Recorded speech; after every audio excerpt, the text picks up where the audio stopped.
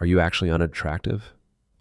Or did you just decide that at some point in your life and never update the story? Most people walk around believing they lack something: looks, confidence, presence, when the real problem is they built an identity from moments they never questioned.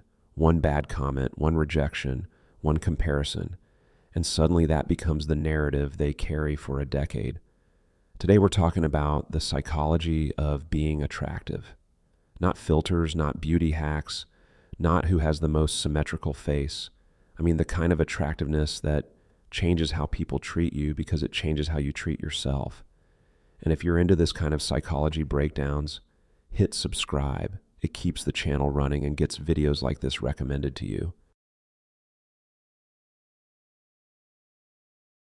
People think attractiveness is fixed, genetics, bone structure, whatever you were born with. But most of what influences whether people see you as attractive has nothing to do with biology and everything to do with your behavioral signals. Here's what psychology research repeatedly shows. People respond to how you carry yourself long before they respond to how you look. Your posture, eye contact, tone, expression, micro behaviors, hesitation, certainty. These are the real cues people pick up on. When someone believes they're unattractive, they shrink, they minimize, they avoid being seen, they try to take up less space. And those behaviors send a powerful psychological signal: I don't see value here. People don't respond to your looks, they respond to the story your behavior tells about how you value yourself. Most people didn't analyze their appearance and reach a fair conclusion. They absorbed a moment. Someone said something cruel in adolescence. They were rejected once when they were vulnerable. They compared themselves to someone who had advantages they didn't. They saw a photo they hated. And instead of treating that moment as random, they treated it as identity. Your brain loves shortcuts. If it can simplify you into one phrase, not attractive, it will keep pushing that label forever because it's efficient, not because it's accurate. The problem is the label becomes a filter. You only notice the experiences that confirm it. You miss the ones that challenge it. That is self-inflicted invisibility. Here's something people overlook. Attractive people are rarely the most conventionally perfect in the room. They're the ones who are the most expressive, the most grounded, the most open, the most confident in what they do have. People who believe they matter behave as if they matter. People who believe they're allowed to take up space actually take up space. These behavioral signals become a feedback loop. They make people seem more charismatic, more interesting, more magnetic. None of that requires being genetically blessed. It requires updating the internal story you're using to evaluate yourself. This part hits hard.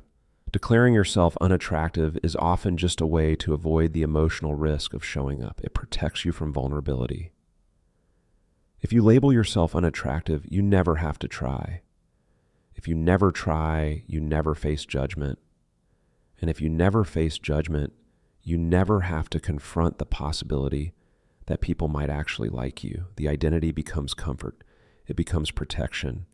It becomes a shield you hide behind. But protection always has a cost.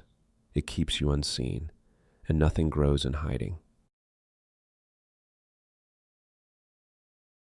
Here's the part people underestimate. The behaviors that increase your attractiveness are simple. Not easy, but simple. 1. Lift your attention upward instead of downward. People who feel unattractive constantly monitor themselves. Attractive people monitor the environment instead. They look outward, they make eye contact, they engage. 2. Speak with deliberate pace. Rushed speech signals insecurity. Calm pacing makes people perceive you as grounded. 3. Allow micro-expressions. A blank or frozen face reads as fear. Relaxed expressions, small smiles, slight eyebrow raises, natural reactions, signal confidence and approachability. 4. take up physical and conversational space, not dominance, presence. These behaviors change how people read you instantly, and none of them require changing your appearance. The real question isn't, am I attractive? It's, who convinced me that I'm not, and why did I let that version of me stay in charge? You are not unattractive. You are under-practiced in the behaviors that reveal your attractiveness to others. You don't have an appearance problem, you have a narrative problem. And the good news is that narratives can be rewritten fast when you stop arguing for the version of you that was built on outdated information. If you want more videos that break down psychology like this, relationships, self-concept, identity, attraction, subscribe. It keeps the channel going and helps you stay consistent with the work. Drop a comment and tell me the moment you decided you weren't attractive. You'd be surprised how many people had the same moment and built a whole identity around it.